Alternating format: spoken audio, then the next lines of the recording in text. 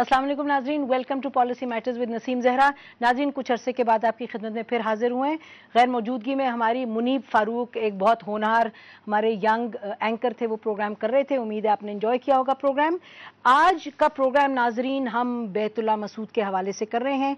2007 अक्टूबर में कुछ तहरीकें मिली, कोई कहते हैं 6, कोई कहते हैं 14 तहरीकें मिल के एक बनी तहरीक तालिबान पाकिस्तान। उसके अमीर थे बनाए गए उस वक्त बैतुल्लाह मसूद। बैतुल्लाह मसूद के हवाले से ये कहा जाता था उनके 2 मेन कमांडर हैं, और बैतुल्लाह मसूद के हाथ में कोई कम से कम 15 से 20 हज़ार आर्म्ड लोग हैं जो उनकी बात मानते हैं। ये हुकूमत कहती थी, एजेंसीज कहती थी कि जितने सुसाइड अटैक्स हुए हैं वो ट्रेस करते थे बैतुल्लाह मसूद पर।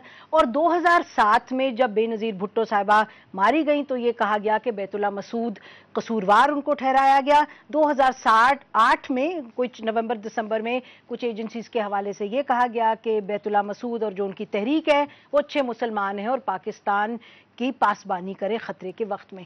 बहरहाल 5 अगस्त को हमने ये देखा कुछ दिन पहले के ये सुना कि बैतुल्लाह मसूद मारे गए यूएस ड्रोन अटैक में, और ये कहा गया कि वो एक गुर्दे के मरीज थे और जिस वक्त अटैक हुआ तो वो अपनी छत पर घर पर उनको ड्रिप लग रही थी जब अटैक हुआ और वो मारे गए।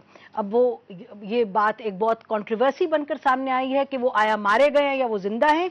बहरहाल ये आने वाले दिनों में बात मुकम्मल तौर पर क्लियर होगी। बहरहाल आज का जो हम प्रोग्राम कर रहे हैं नाजरीन इस हवाले से कर रहे हैं कि अगर बैतुल्लाह मसूद मारे गए हैं तो उसका तहरीक तालिबान पाकिस्तान पर क्या असर होगा, उसका जो पाकिस्तान के मिलिट्री ऑपरेशंस इस वक्त पाकिस्तान कर रहा है अपनी सिक्योरिटी को इन्हांस करने के लिए, उस पर क्या असर होगा, और फाइनली ओवरऑल सिक्योरिटी जो दहशतगर्दी पाकिस्तान में है उस पर असर अंदाज होगा या नहीं, ये वाकया अगर असल में पेश आया है बैतुल्लाह मसूद के मारे जाने का। नाज़रीन, इसको डिस्कस करने के लिए हमारे साथ स्टूडियो में मौजूद हैं कर्नल इमाम, ये इनका आईएसआई से भी ताल्लुक है और ये अफगानिस्तान में हेरात में काउंसिल जनरल भी थे पाकिस्तान के।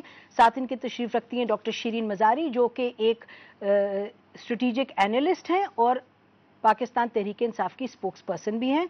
साथ उनके तशरीफ रखते हैं मसूद शरीफ खटक साहब, ये फॉर्मर डायरेक्टर जनरल हैं इंटेलिजेंस ब्यूरो के। फोन पर भी हम कुछ लोगों से बात करेंगे। आपसे शुरू करते हैं कर्नल साहब, आप लोगों का बहुत शुक्रिया प्रोग्राम में आने का। ये फरमाइए कर्नल साहब के तहरीक तालिबान पाकिस्तान के हवाले से जरा अगर आप ब्रॉडली बता दीजिएगा कि इसके बारे में लोगों को क्या मालूम होना चाहिए, तहरीक के बारे में, कितने गिरोह हैं, किधर हैं, इन सो ऑन।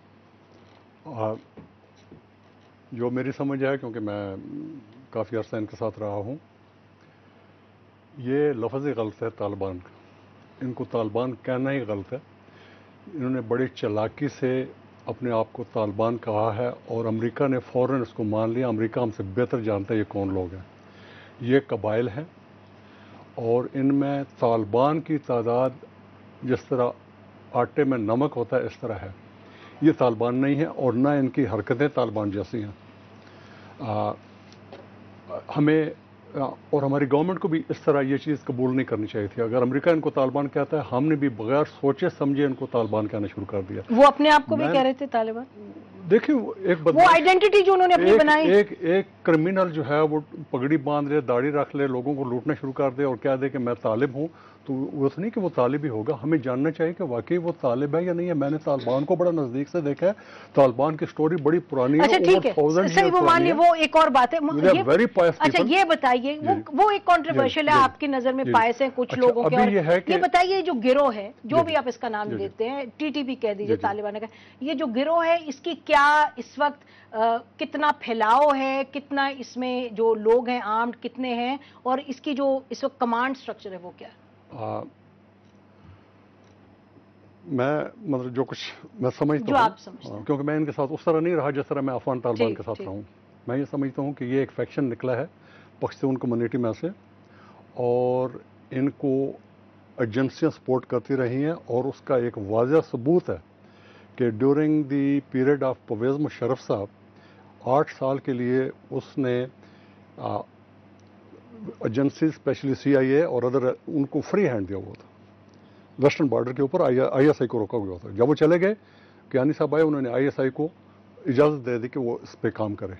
वो इतना हंगामा मचा कि ओवरनाइट अमेरिका के दबाव की वजह से ISI को इंटीरियर मिनिस्ट्री में ले लिया गया اور اس کے بعد کیونکہ بہت لیا نہیں گیا مطلب کوشش کی گئی اور کچھ گھنٹوں میں تبدیل ہو گئی، اور اس کے بعد وہ دوبارہ چینج ہو گیا. یہ ایک ایویڈنس ہے کہ یہ اس طرح کی خرابی ہو رہی تھی.